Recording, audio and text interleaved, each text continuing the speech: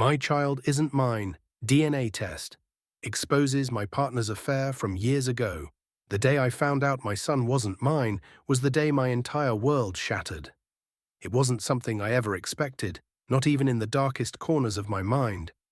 My wife, the woman I had loved and trusted for more than a decade, had been keeping a secret so profound, so devastating, that it left me questioning everything I thought I knew about my life, my marriage, and even myself.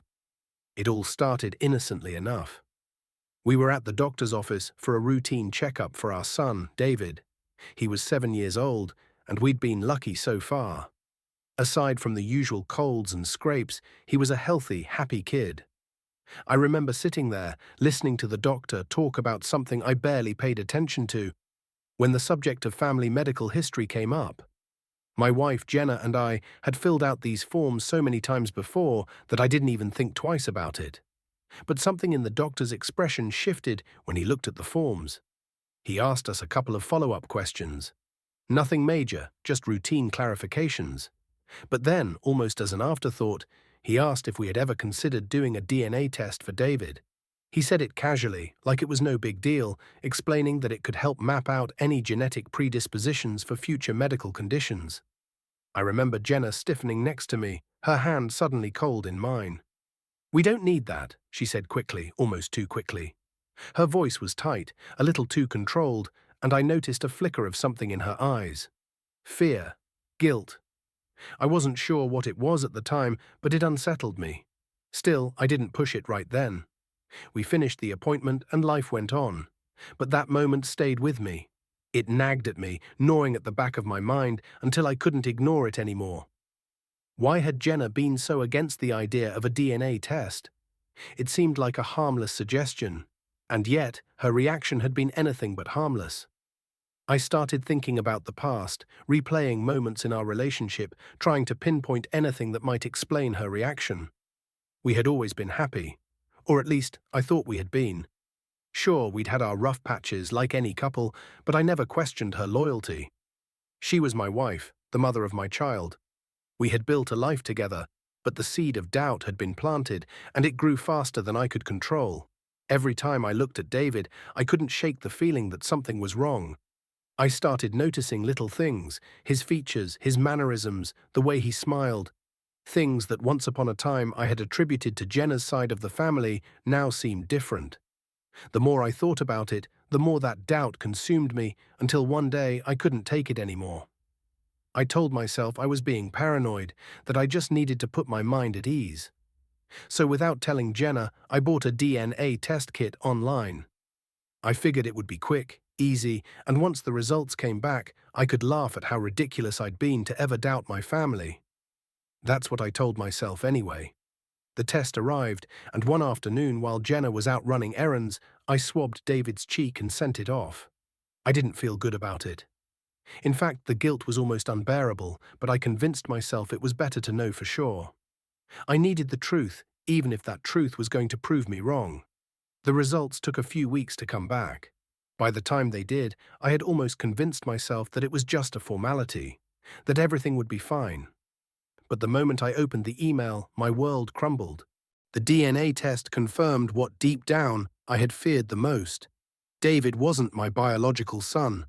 I remember staring at the screen, my heart pounding in my chest, unable to breathe. How could this be? How could the child I had raised, loved, and cared for all these years not be mine? It didn't make sense. I read and reread the results, hoping I had misunderstood, but the truth was staring me in the face. David wasn't mine. I felt sick. I didn't know what to do or how to process what I had just learned. My first instinct was to confront Jenna, to demand an explanation. But how could I even begin that conversation? "Hey, honey, by the way, I secretly did a DNA test, and guess what? David's not mine." The thought of it was absurd, surreal, but it was my reality now. I waited for Jenna to come home that evening, my stomach in knots, my hands shaking. When she walked through the door, smiling like it was just any other day, I felt an overwhelming sense of betrayal wash over me. She had no idea that her entire web of lies was about to unravel. I tried to stay calm, but I couldn't. I blurted it out, barely able to get the words past the lump in my throat.